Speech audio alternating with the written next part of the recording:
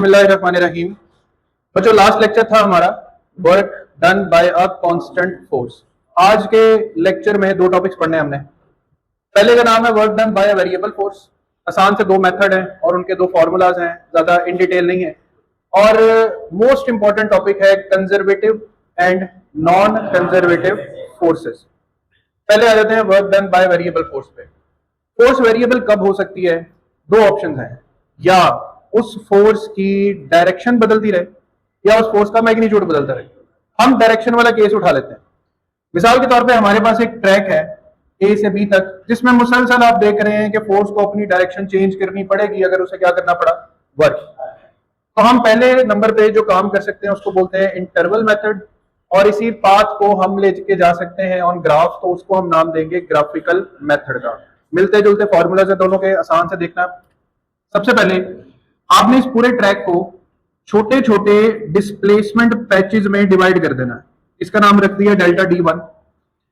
इस इंटरवल पे लगने वाली फोर्स का नाम F1 और यहां बनने वाले एंगल का नाम θ1 हो।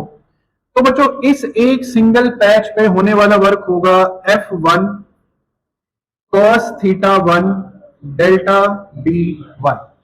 यही काम आगे बढ़ाते जाना है और ऐसे बढ़ाना है कि आपका जो इंटरवल है वो नियरली स्ट्रेट होना चाहिए, उसमें खम नहीं होना चाहिए।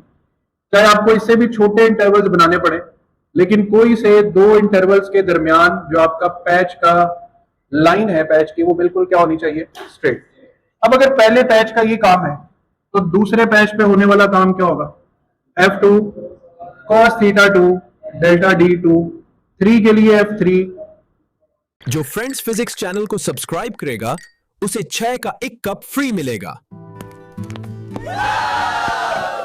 cos θ3 डेल्टा D3, और आखिरी पैच तक जो आपने यहां पे डेल्टा DN तक काम किया होगा, Fn cos θn delta DN।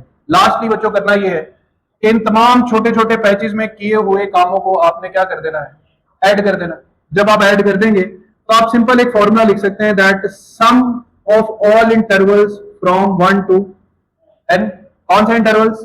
Fi cos θi और फिर डेल्टा Di। ये आपके पास वो मेन फॉर्मूला बनेगा जो हम अडॉप्ट कर सकते हैं जब हम काम कर रहे हो किस मेथड से, इंटरवल मेथड से। कुछ मुश्किल नहीं है, सारे रास्ते को क्या किया, पैचेस में डिवाइड। हर एक पैच का एक एक डिस्प्लेसमेंट का नाम रख दिया, उस पर लगने वाली फोर्स, वहां बनने वाला एंगल और फिर वर्क का फॉर्मूला FD cos θ या F cos θ इंटू डिस्प्लेसमेंट। तमाम इंटरवल्स का काम फाइंड किया, सबको जमा करके टोटल कर दिया। ये हो गया इंटरवल मेथड। ग्राफिकल क्या है? यही जो शेप है पाथ की, इसको थोड़ा सा यूं टर्न देके ला के ग्राफ पे रख दो। अब ये ग्राफ पे लेट से पॉइंट ए है और ये पॉइंट बी है। ग्राफ पे वर्क फाइंड करने का मेथड होता है एरिया ऑफ रेक्टेंगल फाइंड करना। क्या फाइंड करना? तो आपने करना ये है, ग्राफ F cos θ और डिस्प्लेसमेंट के दरमियान बना लिया। अब आप इस शेप के नीचे इस तरह से लाइंस ड्रॉ करके रेक्टेंगल्स बनाना शुरू हो। आप रेक्टेंगल्स बना के, जैसे पहले रेक्टेंगल का आपने एरिया फाइंड करना है तो लंबाई से अब चौड़ाई ही करेंगे।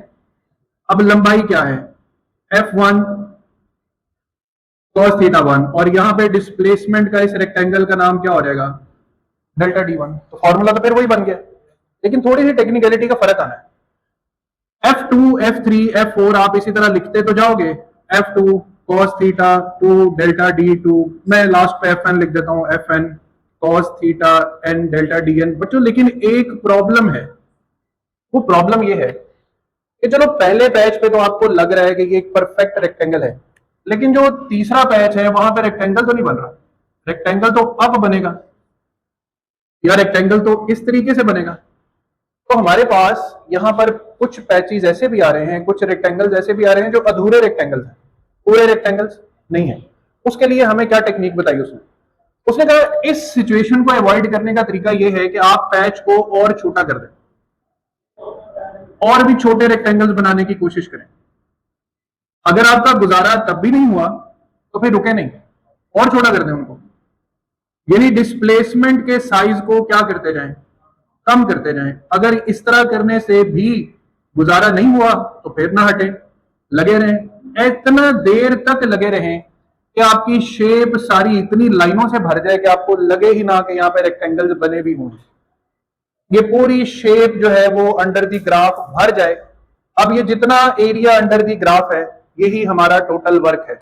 यानी मैंने इतनी लाइनें लगा दी हैं कि डायग्राम ऐसी नजर आने लग गई, लेकिन इतनी लाइनें लगाने के लिए क्या मुझे डिस्प्लेसमेंट का साइज बहुत ही रिड्यूस नहीं करना पड़ेगा? तो बच्चों इस फॉर्मूला को देखते हुए एक बात पे ध्यान देना कि टोटल वर्क आपने लिखना तो वही है, sum of all quantities from 1 to n F I cos theta I del D I. But ध्यान से जाते रहना जरा, यहां पे एक चीज का इजाफा कर देना सिर्फ कि लिमिट डिस्प्लेसमेंट अप्रोचेस टू 0। यानी आपका टोटल काम यही होगा, सारे रेक्टेंगल्स को जमा करना, लेकिन आपने ये टोटल काम करने के लिए डिस्प्लेसमेंट्स के साइज को क्या किया है, इतना रिड्यूस किया है कि डिस्प्लेसमेंट नियरली अप्रोचेस टू 0। ये आपके दो मेथड्स हैं to find work done by variable force. ये बस यहीं तक है, इससे आगे इसका कोई न्यूमेरिकल नहीं है और कोई फर्दर काम नहीं है। एक छोटे से प्रोसेस में इसका काम आएगा। अब आते हैं main topic, conservative and non conservative forces का। ठीक है, अब जरा तवज्जो पहले से डबल कर। ग्रेविटेशनल फील्ड क्या है? ये फील्ड हर वक्त हम पर लग रही, ना सिर्फ हम पर लग रही है, हर वो ऑब्जेक्ट जो इसकी जद में है ये उसको अपनी तरफ नीचे की तरफ खींच रही। समझने वाली बात ये है, किसी जिस्म पे फोर्स लग रही हो और वो डिस्प्लेस हो रहा हो तो काम तो होगा ना। किसी जिस्म पे क्या लग रही हो, ये मैंने इसको चाहे हाथ में ही क्यों नहीं पकड़ा हुआ, इस पे फोर्स लग रही है ना, इसके वेट की वजह से नीचे की तरफ। और क्या वेट है? M G. वेट क्या है? तीन बातें समझ लो, टॉपिक चुटकियों में समझ आ रहा है। एफ टी कॉस थीटा याद है, एफ की जगह एम जी रिप्लेस हो सकता है, एफ की जगह एम जी भी लिखा जा सकता है, एम ए भी लिखा जा सकता है, क्योंकि यहाँ पे ग्रेविटेशनल फोर्स इन्वॉल्व है तो आप एफ को एफ नहीं लिखेंगे, एम जी लिखेंगे। तीन पोजीशंस पे आए। ये ऑब्जेक्ट अगर मैं आजाद छोड़ दूं तो जिस सिम्त में फोर्स है उसी सिम्त में डिस्प्लेसमेंट है। एंगल कितने डिग्री? 0 डिग्री। कॉस 0 क्या होता है? 1। तो अगर ये ऑब्जेक्ट नीचे की तरफ गया तो वर्क होगा पॉजिटिव, तो फिर अगर ऊपर की तरफ गया तो क्यों? क्योंकि फोर्स है नीचे को, डिस्प्लेसमेंट है ऊपर को, वर्क होगा नेगेटिव। ये हो गया पॉजिटिव और नेगेटिव वर्क। अगली बात, ये ऑब्जेक्ट पकड़ा हुआ मैंने, इसका वेट इधर डाउनवर्ड एक्ट कर रहा है, लेकिन मैं इसको ऐसे डिस्प्लेस कर रहा हूं, काम हो रहा है? क्यों नहीं हो रहा? एंगल 90 डिग्री है, 90 डिग्री पे कोई काम। ग्रेविटेशनल फील्ड में एक पिलर मौजूद है, इस पिलर की हाइट h है, इस पिलर की हाइट h है। हाइट h पे जाने से पहले आप सब बच्चों से एक छोटा सा कॉमन सेंस का क्वेश्चन करता हूं मैं। ये 0 ग्राउंड है, ये हाइट h है, मुख्तलिफ रास्ते हैं यहां से यहां तक जाने के। पहला रास्ता कुछ ऐसे जा रहा है, दूसरा रास्ता कुछ इस तरह से काफी बल खा के हाइट तक जा रहा है, तीसरा रास्ता ऐसे जा रहा है, चौथा बिल्कुल सीधा स्ट्रेट। इस पे हमें काम करना पड़ा W1, इस पे W2, इस पे W3 और इस पे W4। आप सबकी राय मुझे चाहिए कि सबसे कम काम हमें किस रास्ते से करना पड़ा? W4 से। तो मैं आपकी मंशा के मुताबिक इसको इनसर्कल कर रहा हूं, जिसपे हम बाद में पहुंचेंगे कि हमारा दावा दुरुस्त है या नहीं। इसी काम को हम एक और स्टाइल से करते हैं। हमें इस हाइट तक पहुंचना है एक मास उठाकर, वो मास हमने ए से उठाना है। कौन सा मास? ये मास है जी एम। तो इसका वेट एक्ट करेगा किस तरफ? तो इसकी फोर्स क्या बन जाएगी? M G. हमारे पास तीन रास्ते हैं, पाथ 1, पाथ 2 और ये पाथ 3। जैसे मैंने यहां पूछा कि चारों में से किस रास्ते से काम सबसे कम हुआ, तो यहां पे भी यही काम तलाश करना है कि तीनों में से सबसे कम काम हमें किस रास्ते से करना पड़ेगा। हमें ए से बी तक जाना है, फिर बी से सी तक जाना है, पार्ट 1, या हम जाएं ए से डी तक फिर डी से, ये पार्ट 2। तीसरा है कोई सीढ़ियां लगा के चले जाए। चलो इसमें से भी चूज करना है, 1 2 3 में से सबसे कम काम आपको लगता है कैसे होगा? 3 से। तो आपके लिए मैं यहां पर भी एक सर्कल बना लेता हूं। अब आपका सरप्राइज डबल होके बाहर निकलेगा क्योंकि आपने एक फैसला कर लिया। बच्चों पहला रास्ता ए बी सी, इसको ऐसे डिवाइड कर लो, पहले जाओ ए से बी तक, फिर जाओ बी से सी तक। तो वर्क एबीसी लिखना, work from A to B, then work from B to. ध्यान इधर ए से बी तक ऐसे ही नहीं है कि एम जी और हाइट एच तक जाना है, मगर एंगल बन रहा है 180 डिग्री। मास का वेट नीचे को है और डिस्प्लेसमेंट ऊपर को है। और दूसरी तरफ जब आप B से C तक जाओगे तो डिस्प्लेसमेंट इधर है, वेट नीचे को है। तो यहां पर आप लिखोगे mgd कॉस कितने डिग्री, 90। कॉस 90 जीरो होता है, 180 माइनस 1 होता है। तो हमें वर्क मिल गया पहला, work along ABC is equal to minus M G H. ये हमारी पहली इक्वेशन बन गई कि पहले रास्ते पे टोटल काम कितना हुआ, माइनस एम जी एच। अब दूसरे रास्ते पे तलाश करते हैं।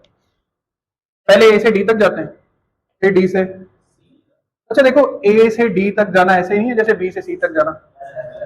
तो ए से डी तक जाने में आपका कोई काम होगा नहीं होगा, क्यों? क्योंकि एम जी डी कॉस कितने डिग्री बनेगा। दूसरी तरफ डी से सी बिल्कुल ऐसे ही है जैसे ए से, आप लिखोगे M G H cos 180 degree. तो मुझे आप लोगों की बात में दम नजर आने लग गया है, क्योंकि इन दोनों रस्तों पे तो बच्चों काम बिल्कुल सेम हुआ। W A D C is equal to again minus M G H, यानी ये दो रास्ते एक जैसे ही थे। तो आपकी बात में काफी हद तक जान है कि 1 और 2 पे काम बराबर हुआ है। अब आखिरी उम्मीद हमारी किससे है, 3 से। अब 3 बिल्कुल ऐसे मिलता जुलता ट्रैक नहीं, तो इंटरवल्स बना लो, पैचेस बना लो। लेकिन एक बात को समझ के आगे चलते हैं। ए से डी तक जाना ऐसे नहीं है जैसे अलोंग एक्स एक्सिस जाना, और डी से सी तक जाना बिल्कुल ऐसे है जैसे अलोंग वाई एक्सिस में जाना। ध्यान से बात सुनना, ए से डी या बी से सी कोई काम हुआ, दोबारा ए से डी भी कोई काम नहीं हुआ, और बी से सी भी, यानी काम अलोंग एक्स एक्सिस हो ही नहीं रहा। काम अगर हो भी रहा है तो अलोंग, और ऊपर को जाए तो नेगेटिव होगा, नीचे को आए तो, लिहाजा हम सिर्फ वाई ट्रैक्स को चूज करेंगे। अब हमने ये पूरा ट्रैक इस तरह से डिवाइड कर लिया कि कुछ पैचेस बन रहे हैं वाई के, कुछ पैचेस बन रहे हैं एक्स वाले, इग्नोर हो जाएंगे क्योंकि एक्स पे कोई काम होना ही नहीं है। पहले पैच की हाइट का नाम है डेल्टा वाई 1, दूसरे का नाम है डेल्टा वाई 2, और आखिरी का नाम है डेल्टा वाई एन। अब बुक में पैराग्राफ में वो ये भी लिखता है कि कुछ पैचेस के जरिए आप जा रहे हैं ऊपर को, फिर कुछ पैचेस के जरिए आप आ रहे हैं नीचे को, फिर आप एकदम से ऊपर जा रहे हैं। तो इसमें कुछ डिस्प्लेसमेंट्स पॉजिटिव कंसीडर होंगी, कुछ नेगेटिव कंसीडर होंगी, बट करते कराते होगा क्या, ध्यान से बच्चे रखना। आपने पहली सीढ़ी पे कदम रखा, पहली सीढ़ी ऊपर चढ़े, काम हुआ minus M G delta Y 1। जैसे यहां पे काम हुआ माइनस एम जी एच, तो माइनस एम जी तो आना ही आना है। तो सीढ़ी की हाइट कितनी, डेल्टा वाई 1। दूसरी सीढ़ी पे कदम रखा, minus M G delta Y 2। तीसरी सीढ़ी minus M G delta Y 3। आखिरी सीढ़ी minus M G delta Y N. छोटे छोटे पैचेस पे काम करके सबको टोटल कर लो। टोटल कर लिया, 1 से n तक क्या कर लिया, ऐड। सारों में कॉमन क्या है, minus M G. Minus M G common आ गया। अब आपने अंदर वाले सारे स्टेप्स को जब काउंट किया, यहां तक ये जमा होंगे, उसके बाद उसमें से माइनस होंगे, फिर जमा होंगे, कुल कराते करूते ये बच्चों जो हाइट बनाएंगे वो तो फिर से क्या है। मैं पहले फ्रेंड्स फिजिक्स चैनल सब्सक्राइब करूंगा, फिजिक्स की दुनिया मेरी है। नहीं, सब्सक्राइब अब मेरी बारी है। फ्रेंड्स फिजिक्स मेरे साथ है। अगली बार मैं तुम्हें नहीं छोड़ूंगा। आप यहां से इंटरवल्स को बनाते बनाते जब यहां तक पहुंचे, तो यहां तक के सारे इंटरवल्स की हाइट दोबारा से क्या है। तो आप ये डेल्टा y1 y2 y3 से जाते ले जाते इसको फिर से किससे रिप्लेस कर बैठोगे। थोड़ा सा दिमाग को धचका लगना चाहिए। आपने कहा था पाथ 3 पे काम सबसे कम करना पड़ेगा, पाथ 3 पे भी उतना ही काम करना पड़ रहा है जितना 1 पे करना पड़ा, जितना 2 पे करना पड़ा। देखो अगर ये आंसर आता है mgh/2, मैं कहता आप बिल्कुल ठीक है, हमें काम आधा करना पड़ा, लेकिन ये तो फिर उतना ही काम आया। अब ध्यान से बात सुनना, 2 सर्कल्स हमने लगाए थे बोर्ड पे। एक ये हमारा दावा था यहां पे काम कम करना पड़ेगा, नहीं करना पड़ा। काम को फर्क ही नहीं पड़ा हमारी सैर सपाटे से। और जो बात सुनना, काम को फर्क ही नहीं पड़ा हम कितना घूम फिर के आए। काम हुआ सिर्फ इस हाइट के जितना, और इस हाइट तक चाहे हम जान जोखम में डाल के पहुंचे हैं, यानी हम K2 की बुलंदी पे पहुंचे, K2 की पहाड़ी पे कभी घूमते, कभी गिरते, कभी सट पटाटे, बट ग्रेविटेशनल फील्ड को से राई बराबर भी फर्क। उसने कहा भाई हाइट पे आ गए, ये तुम्हारा वर्क है, mgh। क्या वर्क है तुम्हारा? मुझे नहीं फर्क पड़ता कि भाई तुम पैर तोड़वा के आए हो, सर के बल आए हो, घूम के आए हो, वापस जा जाके फिर ऊपर आए हो, मुझे नहीं फर्क पड़ता। मेरा काम सिर्फ और सिर्फ किस पे डिपेंड करेगा? हाइट पर। हम हाइट तक ही गए, इतनी तरह से गए, और उसने कहा मुझे नहीं फर्क पड़ता, आप जो मर्जी पाथ अडॉप्ट करो, मुझे पाथ का तो फर्क ही नहीं है, मेरी बला जाने और आपकी बला जाने, पाथ से मुझे कोई लेना देना। तो हमने देखा कि वर्क डन क्या नजर आया हमें यहां पर? Independent of path. इसी बात को इस सवाल से दोबारा जोड़ते हैं।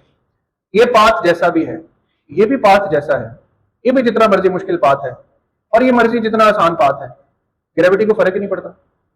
ग्रेविटी कहती है काम कितना हुआ, यहां थे यहां आ गए हो, इन दोनों के दरमियान फासला h है, तो मुझे नहीं मसला तुम इस तरह आए हो, इस तरह आए हो कि इस तरह आए हो।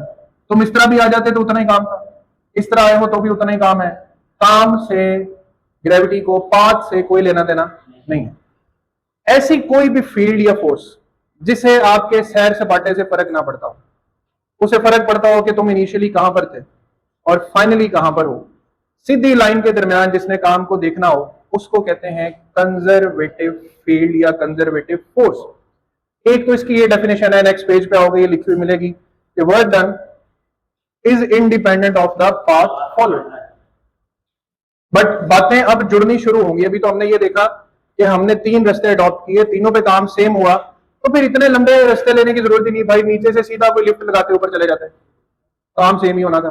काम कोई शॉर्टकट कोई लॉन्ग कट नहीं है।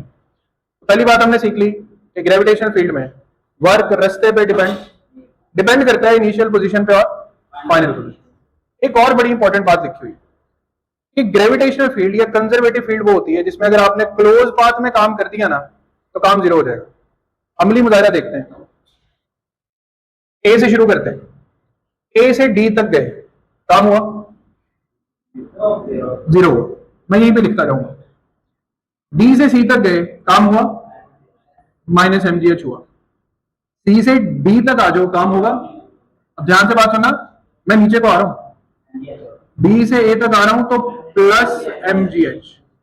पहली बात सुनो, मैंने काम किस पाथ में किया?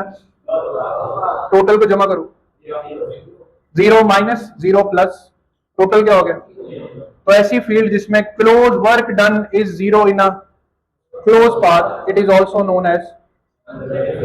अब और देसी तरीके से बताता हूं, ऐसी कोई भी फोर्स जो आपके किए हुए काम की कदर करे। कदर तब होती है जब आपका किया हुआ काम किसी एनर्जी की शक्ल में स्टोर हो जाए।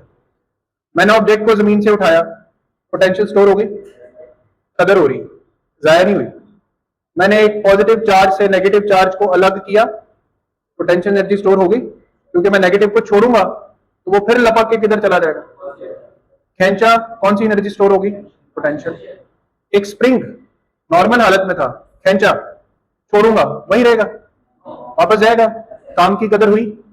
तो किसी भी फोर्स में जहां आपका काम जाया होने की बजाय किसी शक्ल में स्टोर हो जाए, ऐसी फोर्स को बोलते हैं कंजर्वेटिव। तो फिर बेकदरी फोर्सेस को क्या बोलेंगे? Non conservative. जैसे मैं अगर ऊपर को छलांग मारूं तो ग्रेविटी मुझे वापस ले आएगी, लेकिन मैं पांव घसीट के इधर ले जाऊं तो फ्रिक्शन मुझे वापस नहीं खींचेगी, मुझे फिर उसी तरह काम करना पड़ेगा फ्रिक्शन के खिलाफ। तो ये मेरे काम की कदर। इसमें क्लोज पाथ में मैं कहूं जी मैं आगे बढ़ा, फिर मैं इस तरह चल के पूरे क्लोज पाथ में काम कर रहा हूं, तो फ्रिक्शन ने पूरा काम नेगेटिव ही किया है, कहीं पे भी उसने मुझे सपोर्ट नहीं किया। तो जो फोर्सेज आपको सपोर्ट करें वो क्या है? कंजर्वेटिव। इनकी पहचान ये है कि इनमें वर्क इंडिपेंडेंट ऑफ क्या होता है और क्लोज पाथ में क्या होता है? कंजर्वेटिव की ये 3 मिसालें मैंने लिखी हैं, ग्रेविटी, इलेक्ट्रिक और स्प्रिंग। नॉन कंजर्वेटिव में फिल वक्त, क्योंकि बुक में कोई टेबल दिया नहीं, आप फ्रिक्शन को as a non conservative example याद रख सकते हैं। टॉपिक समझ आ गया? कॉम्प्रिहेंसिव में इंपॉर्टेंट लॉन्ग क्वेश्चन है, इससे रिलेटेड एक शॉर्ट क्वेश्चन है और एक कंस्ट्रक्टेड रिस्पॉन्स क्वेश्चन भी है। All clear?